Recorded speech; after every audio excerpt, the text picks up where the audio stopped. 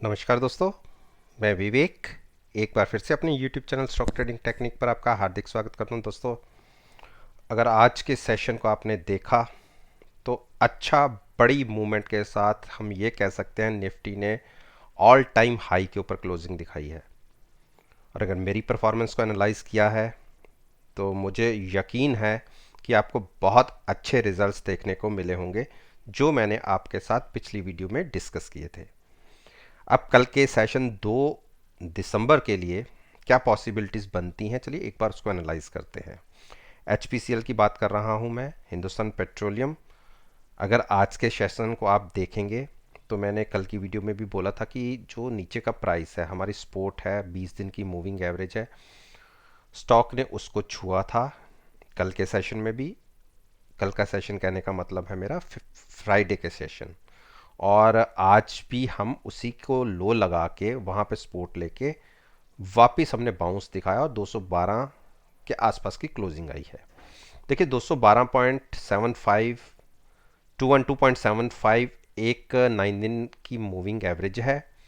अगर प्राइस इसके ऊपर क्लोजिंग देगा तो हम ये मानेंगे कि थोड़ी सी स्ट्रेंथ अभी दिखती है। रीज़न बेरिश क्रॉस ओवर है। जब बेरिश क्रॉस ओवर है तो हम बाइंग कैसे करें, ठीक है। और सेलिंग अभी बन नहीं सकती क्योंकि इसने अभी 20 दिन के प्राइस को ब्रेक नहीं किया। नीचे की अगर 208 को अगर ब्रेक करता है तो बिल्कुल शॉर्ट पोजीशन बनती है, तब आप शॉर्ट पोजीशन बना सकते हैं। टारगेट होगा 200 का, लेकिन अभी बाइंग अवॉइड कीजिए। अब बात करते हैं आईटीसी। देखिए आईटीसी पिछले 4 दिन से कंसोलिडेट कर रहा है और मेरी अगर 3-4 दिन पिछली सारी वीडियोस को देखेंगे तो मैंने कहा था कि इसके 195 के आसपास ये स्टॉक थकेगा, वहाँ कंसोलिडेट करेगा और वहाँ से हो सकता है एक डिप भी मारे। मैं यहाँ से बात कर रहा था जब मैं 181 तक की इसकी वापस तक मैं कह रहा था कि गिरेगा। जब ये मूव आपने देखी तो देखिए ये मूव नीचे तक आई जो 181 के आसपास की थी। मैंने अपनी वीडियोस में बोला था कि मुझे एक बार 181 के टारगेट्स दिखते हैं। देखिए वहाँ हम आए और वहीं से हमने बाउंस लिया और हायर साइड पर गए और ऊपर यहाँ के अब फिर थक रहे हैं। देखिए 9 दिन की मूविंग एवरेज को इस स्टॉक ने जब यहाँ से क्रॉस किया, ये वाला पॉइंट मैं 3 नवंबर की बात कर रहा हूँ, यहाँ 167 से क्रॉस किया। उसके बाद एक बार भी आप देखिए इस स्टॉक ने नीचे की तरफ ब्रेक नहीं किया 9 दिन की मूविंग एवरेज को। ठीक है, उसके आसपास जरूर आता है। देखिए आज के दिन में अगर देखें 192 के आसपास आया और जो मूविंग एवरेज बनती है वो 191.60 की, यानी वहाँ आया जरूर लेकिन उसके नीचे गया नहीं। एक चीज़ का ध्यान रखिए, अगर किसी को बाइंग में बैठना है, हाईली ओवरबॉट हो रहा है तो कॉन्शियस होकर बाइंग में बैठिएगा। उस केस में आप 9 दिन की मूविंग एवरेज है जो 191.55, इसका स्टॉप लॉस लगा के बाइंग कर सकते हैं। लेकिन मेरा अपना पर्सनल ओपिनियन ये है कि इतने ऊपर आने के बाद यहाँ बाइंग बनती नहीं है। हाँ, अगर हमने 191 को ब्रेक किया नीचे की तरफ तो हमें एक फॉल 185 तक जरूर दिखेगा और अगर वहाँ भी हम नहीं टिके तो हम 181 तक आ सकते हैं। फिलहाल मैं इन दो टारगेट्स की बात करूंगा। बाइंग अवॉइड कीजिए, शॉर्ट बिल्कुल नीचे आके कर सकते हैं। अगर 191 ब्रेक करके आप 2 रुपए और नीचे देखिएगा, अगर लगातार वहां ट्रेड करता रहता है 15 से 20 मिनट तो स्टॉप लॉस आप लेके शॉर्ट पोजीशन बना सकते हैं। मैं तो स्टॉप लॉस के साथ नहीं कहूँगा कि आप ट्रेड करिए। उस केस में अगर आप शॉर्ट पोजीशन बना रहे हैं तो आप कॉल बाय कर लीजिए। हाँ, मिनिमम रिस्क है लेकिन मैक्सिमम रिवॉर्ड है। अब बात करते हैं हिंडाल्को। देखिए हिंडाल्को ने का भी वही सीन है। आप देखिए यहाँ से इस स्टॉक ने 9 दिन की मूविंग एवरेज को क्रॉस किया, 174 का प्राइस जिस दिन था, और मैं 13 नवंबर से बात कर रहा हूँ। आप लगातार देखते रहिए, एक भी क्लोजिंग 9 दिन की मूविंग एवरेज के नीचे नहीं मिली और 9 दिन की मूविंग एवरेज बनती है 222 और आज के दिन में जो इसने लो लगाया 223 का, यानी 1 रुपए से यह वहां फिर पलट गया और हैमर बना है, बुलिश हैमर बना है। तो देखिए स्टॉक ये भी ओवरबॉट जोन में है और बेरिश क्रॉसओवर बनता दिख रहा है। आप देखिए हिस्टोग्राम का साइज छोटे होते जा रहे हैं। यहाँ से भी कंफर्मेशन नहीं है, मैं मानता हूँ, लेकिन ज़्यादा बुलिश होने की इतनी ज़रूरत नहीं है। आपने शॉर्ट नहीं करना, और मैं भी नहीं कहता कि आप यहाँ पे अभी शॉर्ट कीजिए। अगर एक बार इसमें करेक्शन शुरू हुई तो 222 अगर इसने नीचे ब्रेक कर दिया तो मेरा मानना है कि एक बार ये स्टॉक 200 को छुएगा। अब मेरी बात को ध्यान में रखिएगा, मैं मार्क भी कर देता हूँ। तो आप मान के चलिएगा कि अगर 222 ये ब्रेक करता है कल के दिन में या कभी भी, मतलब इसकी ट्रेंड लाइन 9 दिन की मूविंग एवरेज टाइम के हिसाब से ऊपर होती जाती है, तो जो 2 तारीख के हिसाब से प्राइस निकलता है वो निकलता है 221 या 221.75 का मान लीजिए। इसके नीचे अगर ट्रेड करना शुरू करता है और आपको लगता है कि इसके नीचे हमें क्लोजिंग मिल जाएगी तो बिल्कुल शॉर्ट पोजीशन बन सकती है। 210 का टारगेट होगा, 208 का टारगेट होगा, और यहाँ अगर नहीं हम संभले तो उस केस में 200 पे एक्सपोर्ट मिल सकती है। 200 तक के टारगेट उस केस में बनेंगे। फ्रेश लॉन्ग तो अवॉइड ही कर दी। देखिए मिल सकता है 2-3 रुपए का ऊपर का एक मूव, लेकिन अगर आप पिछले 4 दिन के अपसाइड प्राइस को देखें तो मोरलेस सेम रहा है। देखिए आप यहाँ देखिए, ये भी प्राइस 230, यहाँ भी 230 के आसपास, 230 और 230 के ही आसपास की पिछले 4 दिन से हायर साइड पे हम 230 तक ही जाते हैं। अब हम बात करते हैं डॉक्टर रेड्डी। डॉक्टर रेड्डी की अगर 4 दिन की मूवमेंट आप देखिए, इस मूवमेंट को जो एक बहुत बड़ी दिखी उसके आसपास देखिए, तो पिछले 2 दिन से इसने 9 दिन की मूविंग एवरेज को होल्ड किया है। अच्छा साइन है, लेकिन बाइंग नहीं करनी।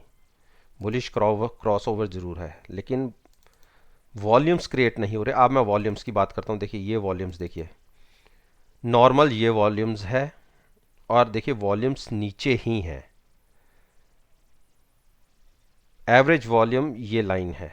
आप देखिए वॉल्यूम्स यहाँ हर जगह, यहाँ से अगर देखते जाएंगे तो एवरेज से नीचे वॉल्यूम्स है।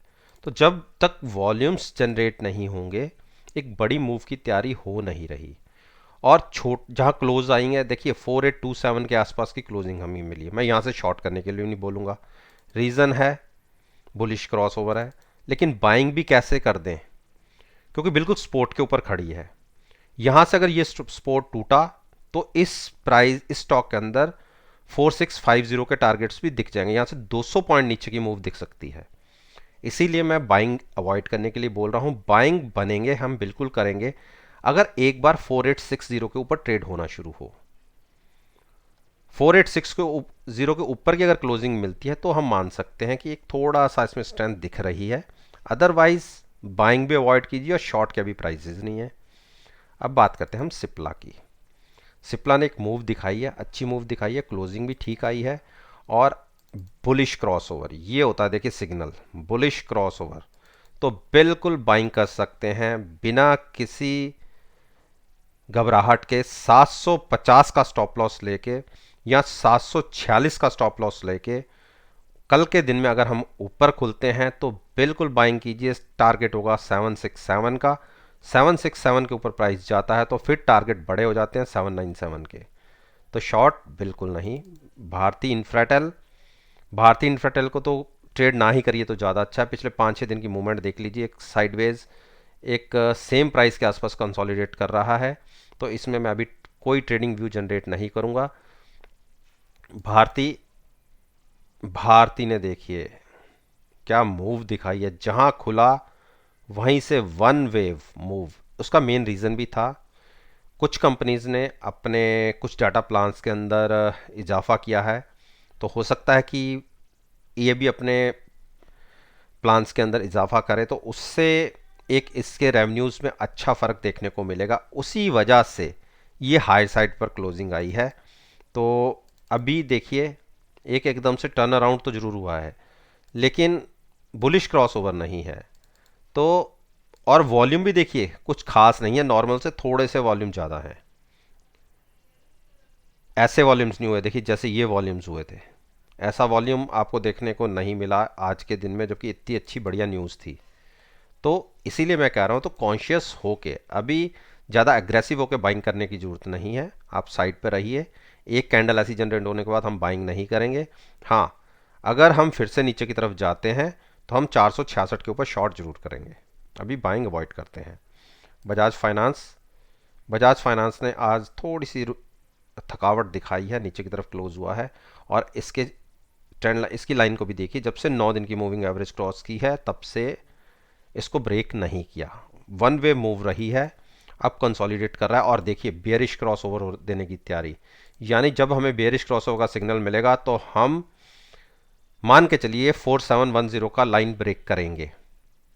ये सिग्नल हमें इस प्राइस के आसपास जाके मिलेगा, 4700 के आसपास।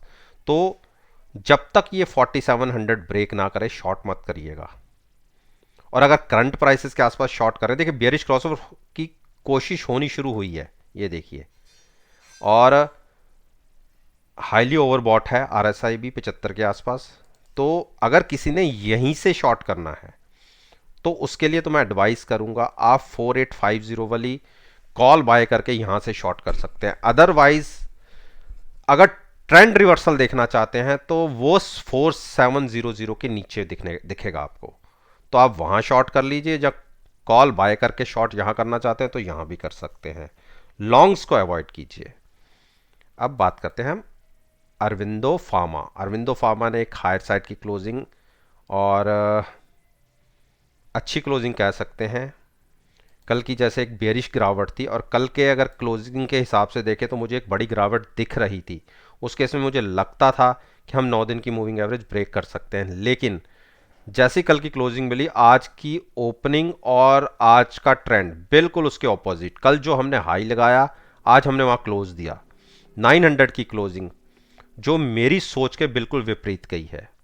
हो सकता है कोई इसके अंदर कोई खास न्यूज़ हो अरविंदो फार्मा के अंदर, वो मैंने ट्रैक नहीं की। और बुलिश क्रॉस ओवर है, लेकिन अभी ऊपर जाने की गुंजाइश भी और है। लेकिन मैं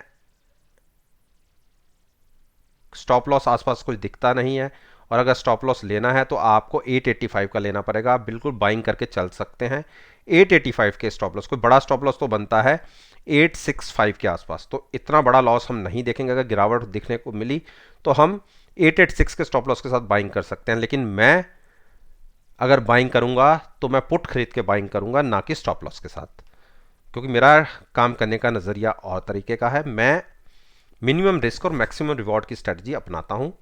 मैं ऐसा नहीं कि एक बार मैंने स्टॉप लॉस लगाया, हिट हुआ, मेरा लॉस भी बुक हो गया और स्टॉक वहां से फिर वापस तेज हो गया, तो उस केस में हमें बहुत ज़्यादा दुख होता है। अब हम बात करते हैं अंबुजा। अंबुजा ने एक बेरिश हैमर बनाया है और हाई से अच्छी गिरावट देखने को मिली है। हम 260-62 के आसपास हैं। मैं तो इसके अंदर 250 से ही गिरावट देख रहा हूँ, और मेरी पोजीशन 250 की कॉल के साथ फ्यूचर सेल की ऑलरेडी पिछले एक्सपायरी से भी चली आ रही है। पिछली से पिछली एक्सपायरी से चली आ रही है। और पिछली एक्सपायरी में तो मैंने कॉल से अच्छे पैसे भी बनाए थे, लेकिन फ्यूचर मेरा सेल था, तो ओवरऑल मेरी थोड़ा सा मुझे नुकसान हुआ था। उसी को मैंने आगे शिफ्ट किया और थोड़ा सा प्रीमियम एक्स्ट्रा देके वो पोजीशन को मैंने शॉर्ट की तरफ अभी भी बनाया हुआ है। मेरा मानना है कि एक बार हम 257 क्रॉस करेंगे नीचे की तरफ। अगर हमने 260 क्रॉस किया तो 257 के नीचे यदि स्टॉक बहुत बेरिश हो जाएगा, उस केस में हम 247 भी देख सकेंगे, और 247 आने पर तो मुझे अच्छा प्रॉफिट भी जनरेट हो जाएगा। तो अभी मेरा मानना यह है कि देखिए कोशिश हो रही है बुलिश क्रॉसओवर की, लेकिन अभी तक नहीं मिला, ठीक है। और बाइंग हम अभी करना नहीं चाहते, तो जहाँ तो आप साइड होके बैठ सकते हैं, जहाँ 257 ब्रेक हो तो शॉर्ट बना सकते हैं। उस केस में 260 का स्टॉप लॉस होगा, तो ये स्ट्रेटजी ज़्यादा अच्छी रहेगी। फ्रेश बाइंग अभी अवॉइड कीजिए। तो दोस्तों, मैंने आपके साथ निफ्टी इंडेक्स के ऐसे शेयर्स के ऊपर बात की है कि जो निफ्टी की मूवमेंट में बहुत अच्छा पार्टिसिपेट करते हैं और अच्छी वेटेज भी रखते हैं। और अगर मेरी इस वीडियो को कल के ट्रेडिंग सेशन यानी 2 दिसंबर की इन स्टॉक्स की मूवमेंट के साथ एनालाइज करेंगे मेरा यकीन मानिए, आपको बहुत अच्छे रिजल्ट्स देखने को मिलेंगे। अगर आप समझते हैं कि आपको ये वीडियो अच्छी लगी है, कुछ इन्फॉर्मेशन मिली है, तो आप इसको लाइक कीजिए, शेयर कीजिए और मेरे यूट्यूब चैनल को सब्सक्राइब करके मेरे साथ जुड़िए। और अगर बेल आइकन का बटन प्रेस करेंगे तो नोटिफिकेशन टाइम से आप तक डिलीवर हो जाएंगे। इस बात के साथ मैं आपसे विदा लेता हूं और एक नई वीडियो के साथ फिर से आपके सामने आऊंगा। तब तक के लिए धन्यवाद।